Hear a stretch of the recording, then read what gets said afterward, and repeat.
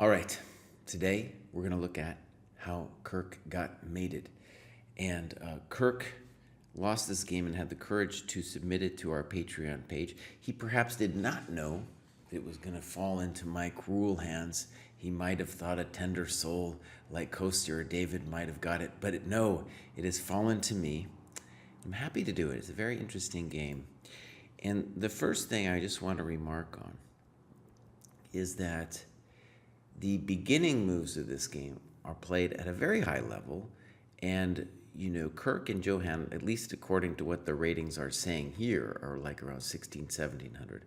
And this opening that they play is, to my mind, super GM opening. And the first time I saw the idea that black plays in this game, I nearly fell off my chair.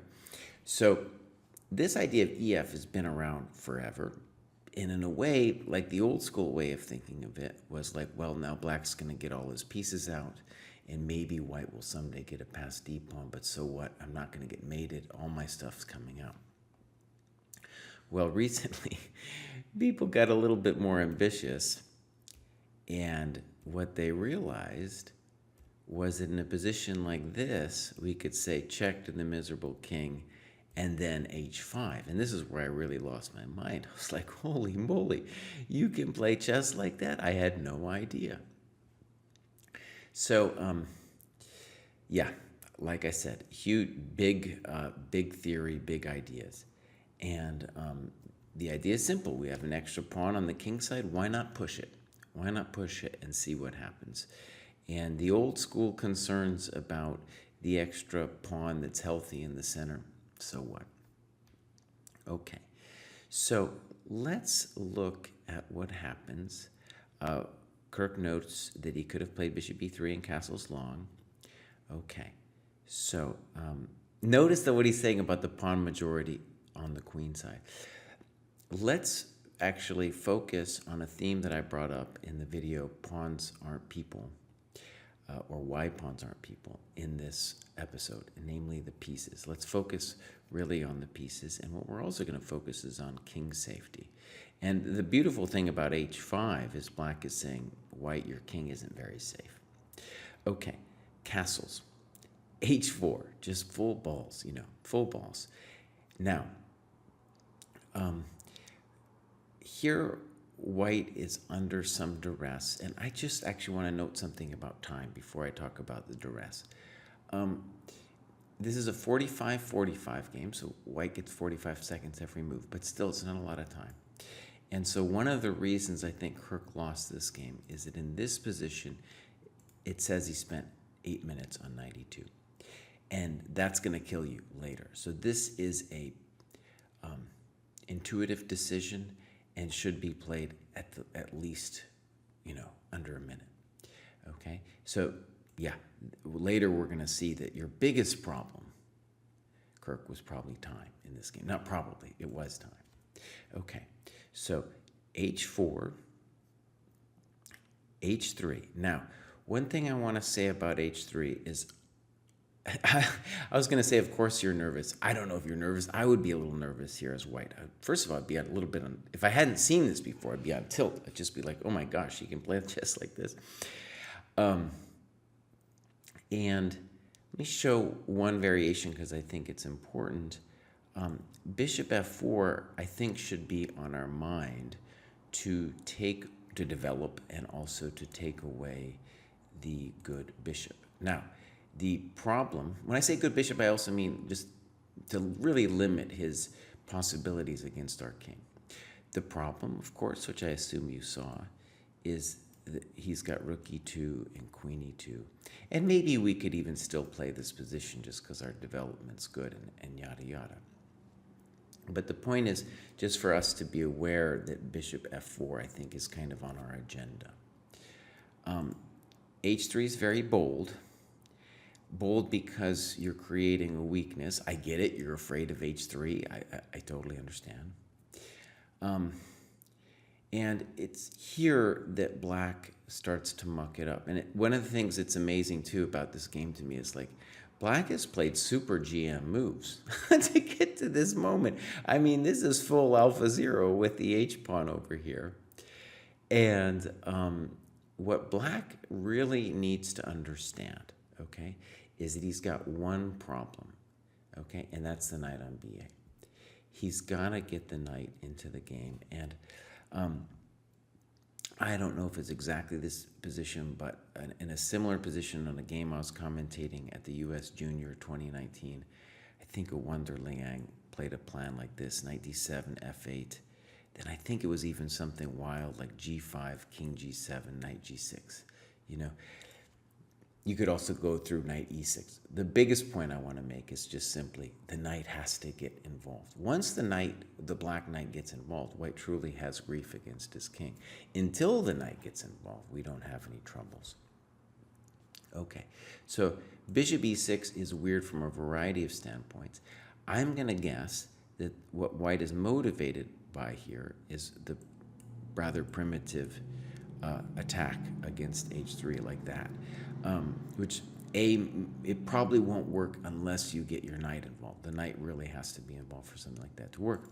Now, the first thing I want you to see is amongst the many problems of bishop e6, it really allowed bishop f4, which I think is our positional goal, to develop and to limit his attacking chances on the king side.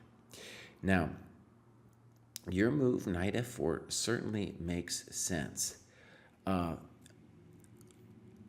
What's weird about it is his wild bishop c8, which of course is like, obviously, it's not really a move to be afraid of, but it's weird now because now your knight is a little bit hung out to dry.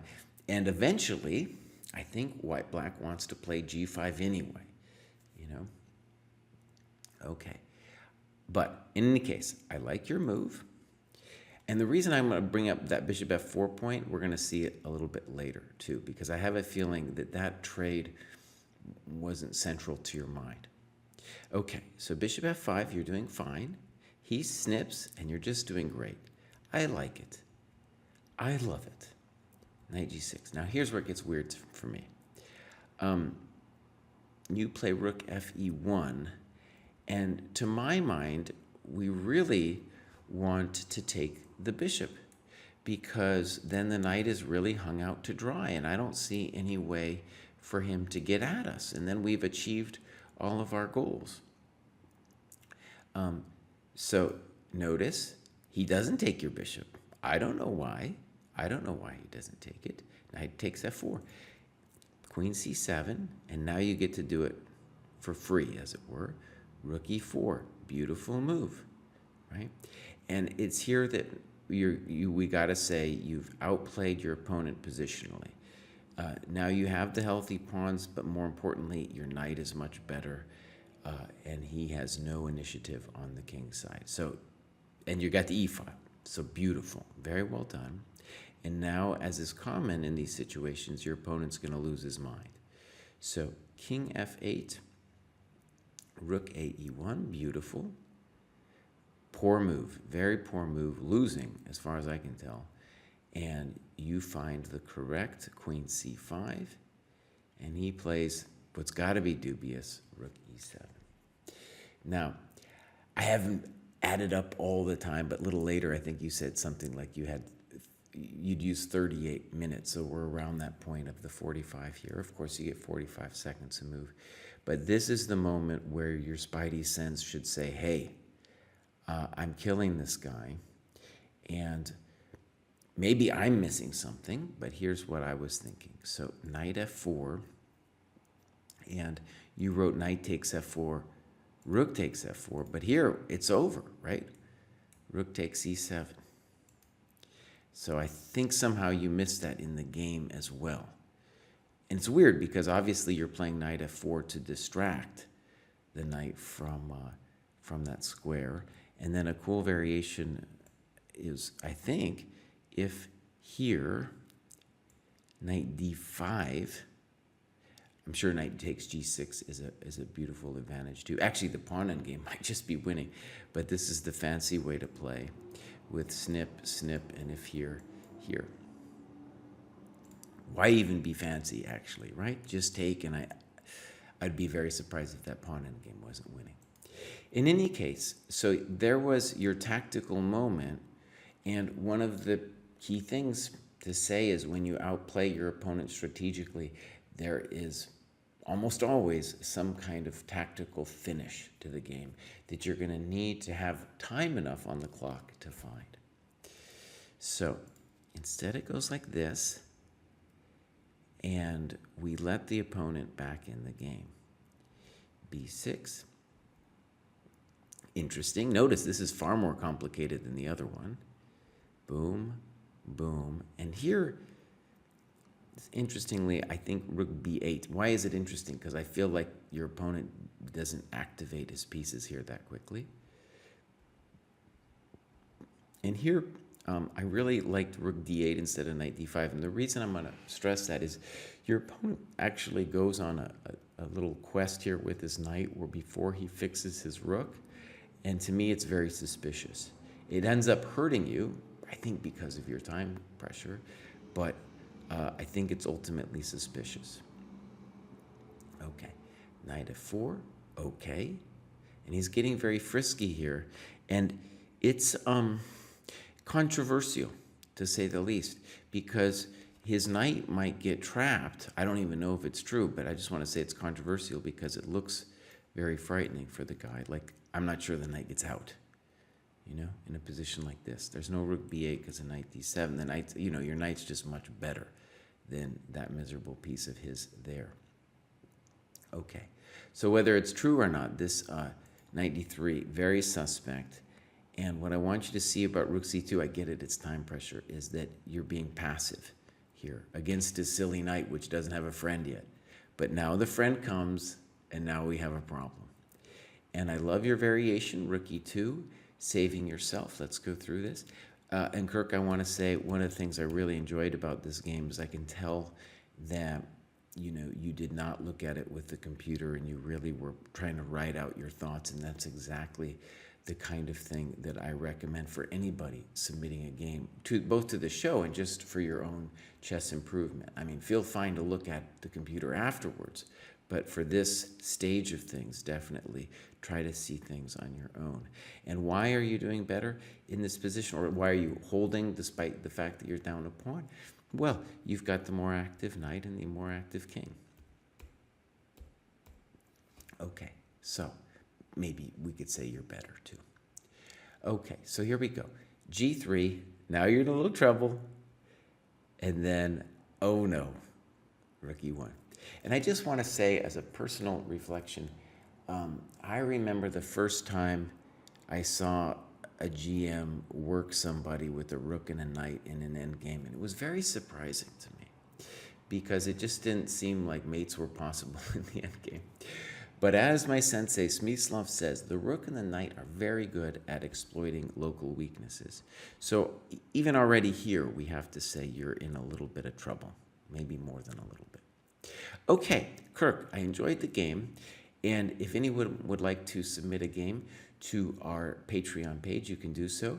You can also specify which of the three of us, either myself, David, or Kostya, you would have like us to go over the game for. That wasn't really grammatically correct, but you know what I mean.